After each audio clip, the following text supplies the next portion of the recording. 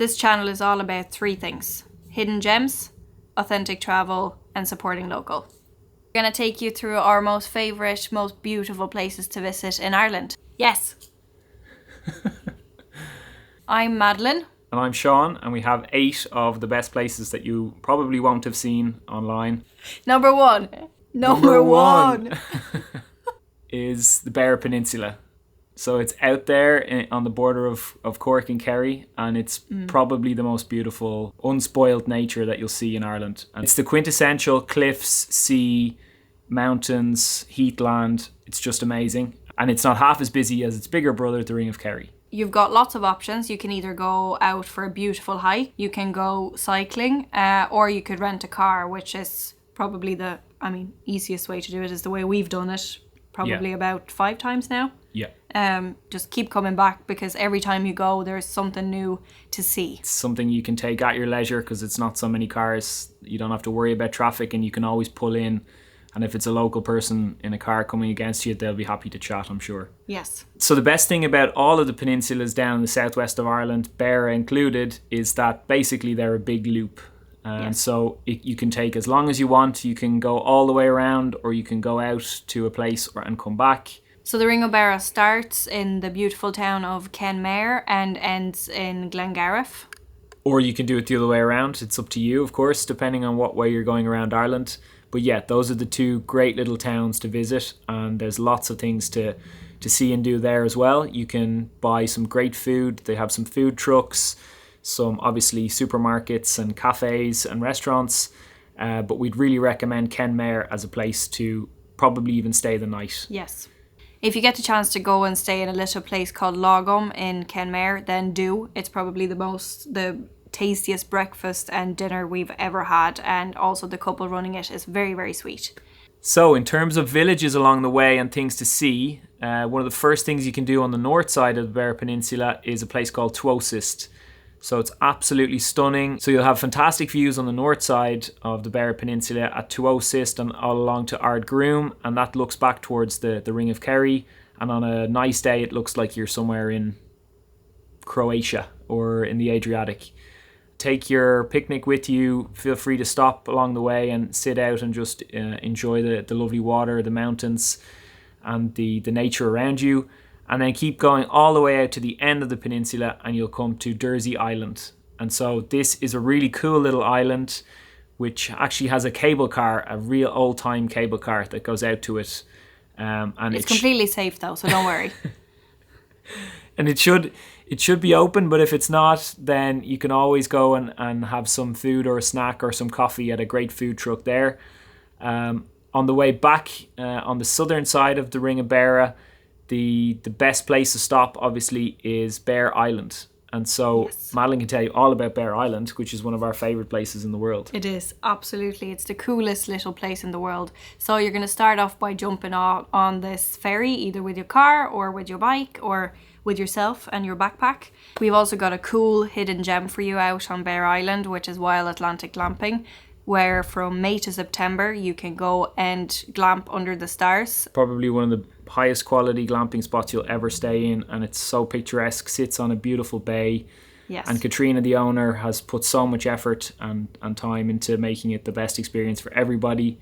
They have kayaking, they have retreat weekends, all different activities that you can go out and just be in absolute Irish island paradise. We went out to stay with Katrina for a night earlier this year, and it's something we're going to remember for the rest of our lives. She's going to take such good care of you, and if you're lucky you're even going to get to spot a seal or 2. They even had a basking shark swimming in the harbour outside of the camping site. I mean, imagine waking up to that.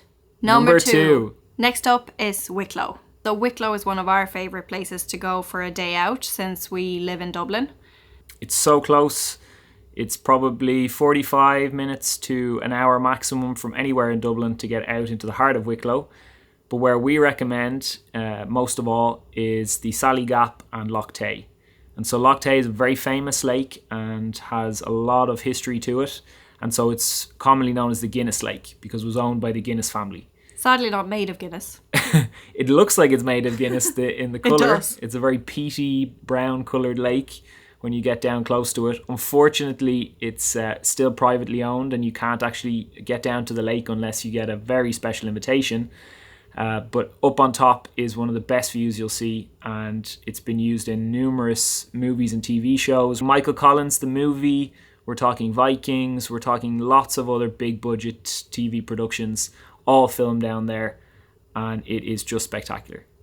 A more well-known lake would be Glendalough, which is just a hop, skip and a beat away, about 10-minute drive. Yeah. And then you're there, so you can go all in the same day. You can visit lots of beautiful places in Wicklow, and these were just a few of our favourite ones.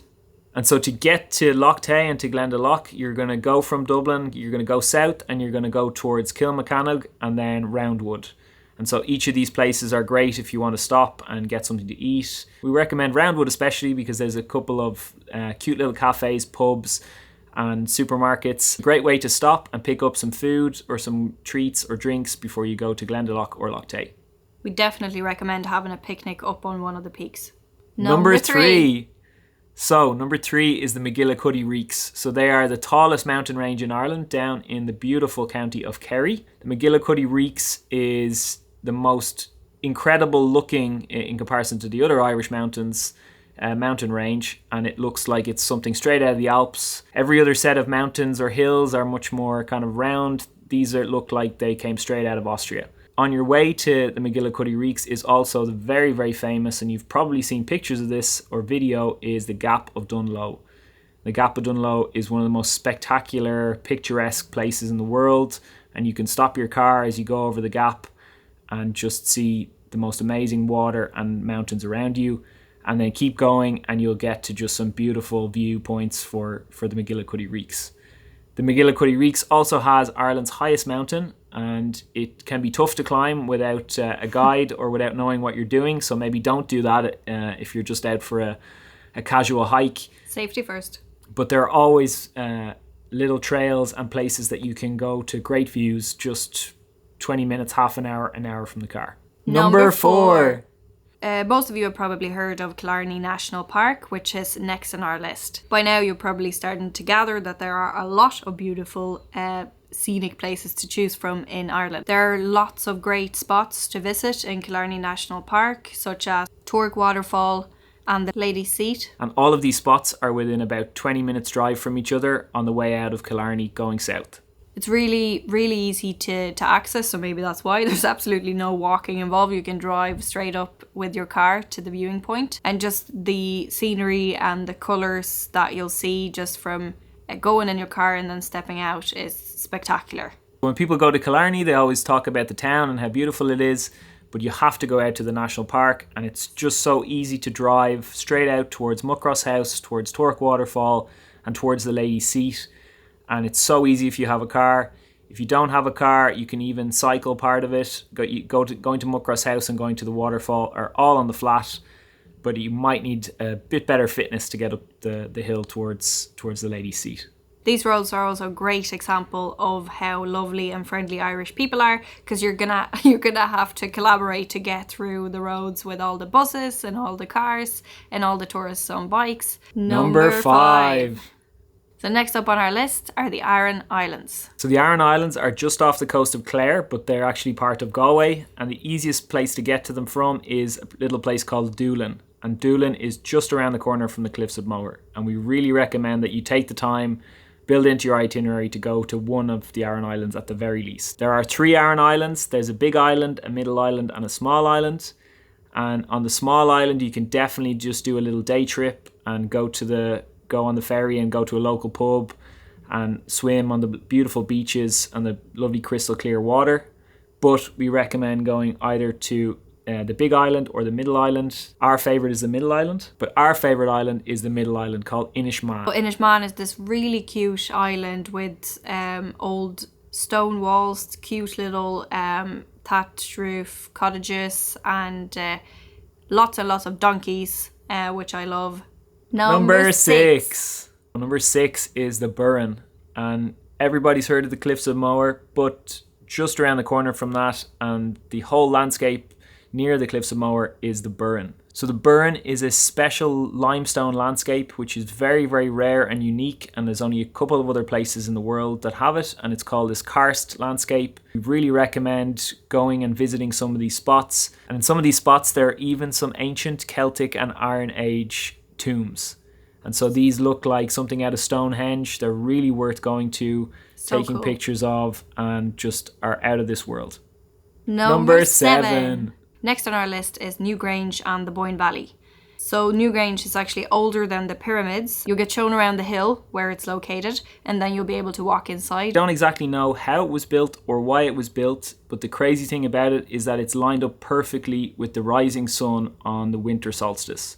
And so it shines directly in at sunrise into the middle of the tomb, and it illuminates a really dark space. If you want to experience the winter solstice at Newgrange, there is a wait list, but would be a very cool thing to do. And so Newgrange is part of the Boyne Valley, which is probably one of the most ancient parts of Ireland, no more than about 2 hours away from Dublin by car. It's a great place for all of you history buffs to go and visit. Number 8. Last on our list is Howth. We put it last really because it's our favourite and we want to finish off on a high. Howth is a village right outside of the city of Dublin. It's a great spot with lots of shops, cafes, lovely seafood restaurants, and an amazing cliff walk.